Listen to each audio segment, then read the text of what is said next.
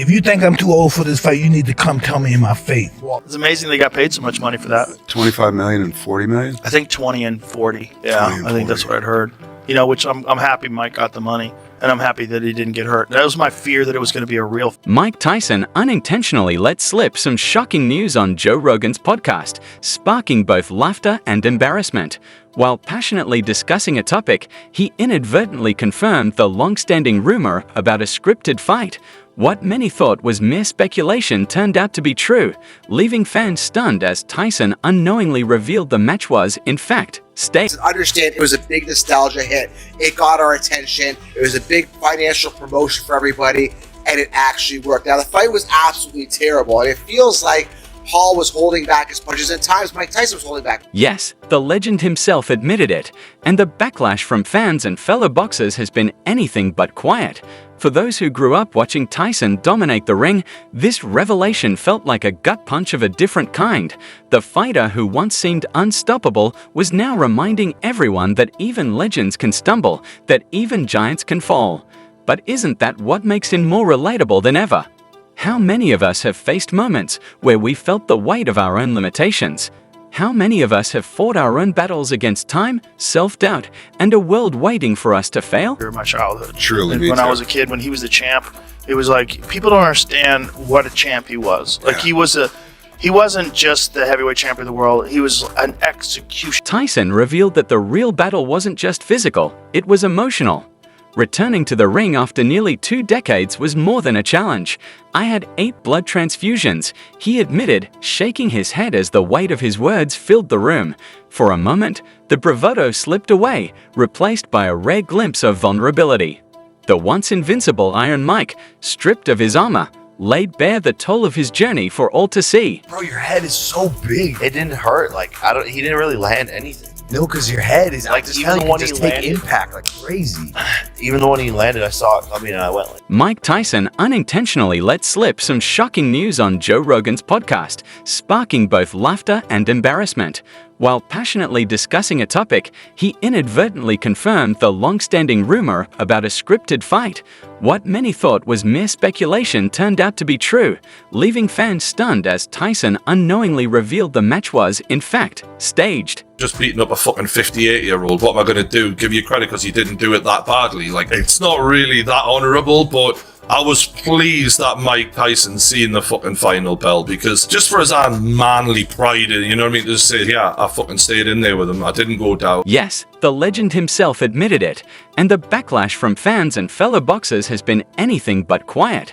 For those who grew up watching Tyson dominate the ring, this revelation felt like a gut punch of a different kind. The fighter who once seemed unstoppable was now reminding everyone that even legends can stumble, that even giants can fall. But isn't that what makes him more relatable than ever? How many of us have faced moments where we felt the weight of our own limitations? How many of us have fought our own battles against time, self-doubt, and a world waiting for us to fail? Is this rigged or not rigged? See how hard Mike punches? Everyone thinks that Mike is like toying with him, like Jake Paul is Mike's prison. Tyson revealed that the real battle wasn't just physical, it was emotional. Returning to the ring after nearly 2 decades was more than a challenge. I had 8 blood transfusions, he admitted, shaking his head as the weight of his words filled the room. For a moment, the bravado slipped away, replaced by a rare glimpse of vulnerability. The once invincible Iron Mike, stripped of his armor, laid bare the toll of his journey for all to see. To answer your question, 100% this was fixed. They sat it out and talked about it. It went to decision because that was a neutral way to end it, and it went the full 8 rounds to keep people entertained. They didn't want it to end quickly. 100% it was fixed. It was smart on them. Big money. Tyson, ever the pragmatist, admitted that Paul's talent for selling a fight was undeniable. That's half the battle these days, he noted, hinting at how boxing now values showmanship as much as skill. While he praised Paul's promotional savvy, Tyson couldn't fully shake the doubts surrounding the match. Every compliment came with a sense of self-awareness about how the spectacle might impact his own legacy. I watched the guy's face, and I watched that confidence bleed from his face instantaneously. Yeah. He had absolutely lost the fight long before Mike had ever gotten in the For fans of the once dominant champion, watching Tyson struggle in the ring was a tough pill to swallow. His movements were slower, his punches lacked their former power, and his overall energy seemed drained. The performance served as a stark reminder that time spares no one, not even Iron Mike. The fight left many questioning why he agreed to it in the first place. Was it a final hurrah, a financial necessity, or simply the allure of the spotlight one last time? Whatever the reason, the outcome was a sobering reality check. The backlash didn't end with Tyson. Jake Paul faced his share of criticism too. Analysts pointed out that he seemed to hold back, suggesting he could have finished the fight if he wanted to. The viral audio clip, where Paul allegedly said, "I got your money," only fueled suspicions that the bout was staged for profit. Social media exploded with hashtags like #ScriptedFight as fans dissected every moment of the match. While Paul's supporters argued that his rising presence was injecting fresh energy into boxing, purists saw the event as a betrayal of the sport's integrity. Critics accused both fighters of prioritizing spectacle over competition, leaving the audience to debate whether the fight was a legitimate contest or a cleverly marketed cash grab. You know, Shannon, you're Super Bowl champion. You know what I'm saying? We've been covering sports. I've been covering sports for 30 years. It's one thing for an exhibition here, there, whatever. But you can't continue to be allowed to build a career without getting into the ring with fighters. If I remember correctly, correct me if I'm wrong, Shannon, I think the Mexican monster himself, David Benavidez, I might be wrong, but I think it was him. He said, "I'll fight him." Now, this is a man that fights at 168, Molly. Jake Paul was in the ring at 228. The fight's conclusion, marked by Jake Paul bowing awkwardly to Tyson in a gesture of respect, left many feeling dissatisfied. The crowd's boos echoed a shared disappointment. This wasn't the Mike Tyson they remembered. The once fearsome champion now seemed like a shadow of his former self. Tyson later admitted that losing in front of a packed stadium was humbling, though he remained defiant, insisting that simply stepping into the ring was a victory in itself. Despite the controversy, one thing was clear: the event was as much about entertainment as it was about boxing. Tyson's willingness to participate in such a spectacle sparked questions about the sport's future. As crossover bouts and celebrity matches grow in popularity, the line between genuine competition and stage drama continues to blur. For Tyson, the fight was a gamble, a chance to reclaim a piece of his legacy, even at the risk of public scrutiny. While some saw it as a misstep, others viewed it as a testament to his enduring spirit, refusing to back down from the spotlight, no matter the odds. Yeah, real bad. You know, it wasn't that long ago that he was. Yeah, I mean, when I first met him, he was very, very heavy. He was not working out at all, and I asked him, "How come you don't work out?" He goes, "I don't want to ignite my ego." Tyson revealed more about himself than anyone could have anticipated, leaving Joe Rogan both amused and perplexed as Tyson unraveled his unique mix of wisdom, self-reflection, and outright absurdity. First up, Tyson's not-so-secret obsession with psychedelics, and not just casual use. He dove deep into the world of mushrooms. "I take enough mushrooms to kill an elephant," Tyson casually admitted, as if discussing the weather over coffee. Rogan, known for his own interest in altered states, seemed both intrigued and cautious. Tyson, however, wasn't fazed. He launched into a monologue about how these mind-bending trips connected him to the universe and allowed him to see God in colors. Yes, God in colors. You can almost picture Rogan trying to keep a straight face while processing that one. We're talking about, oh, he's 58. No, that's not what this is. This was not some a celebrity. This was not for some charity. No.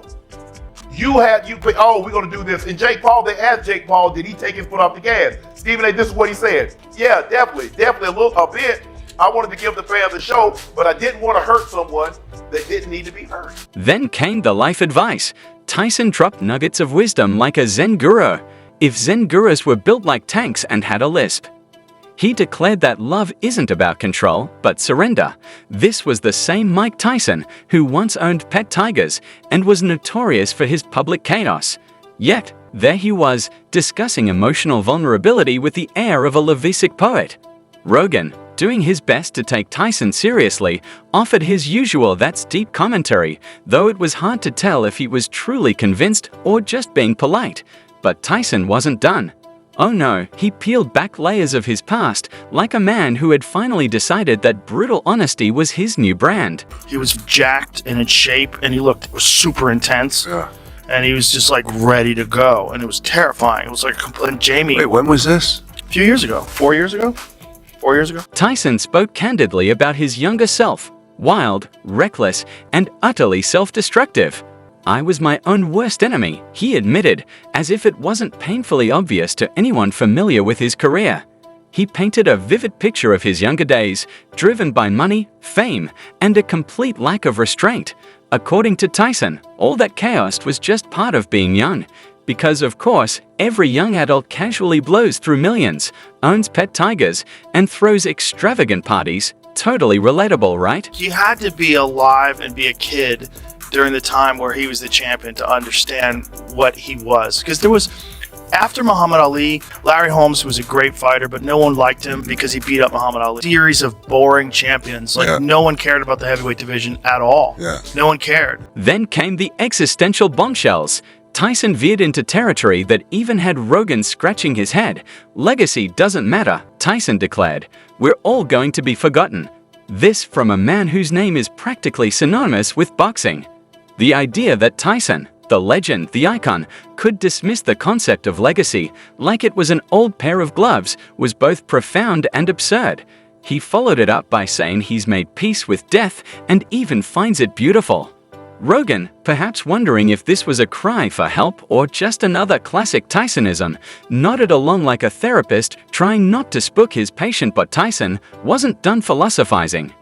He spoke about fear, how it once ruled his life, and how he's learned to conquer it. For a man who spent decades terrifying his opponents, the irony was rich. Tyson explained that fear is an illusion, something we create in our minds. Deep stuff, sure, but coming from a guy famous for biting someone's ear off, it was hard to ignore the irony. What made the episode so memorable wasn't just Tyson's revelations, but the way he delivered them. He didn't sugarcoat anything. Whether discussing his psychedelic experiences, his turbulent past, or his thoughts on mortality, Tyson spoke with a bluntness that was both refreshing and jarring. He owned his flaws, embraced his contradictions, and laid bare the journey that led him to this strange, reflective phase of his life.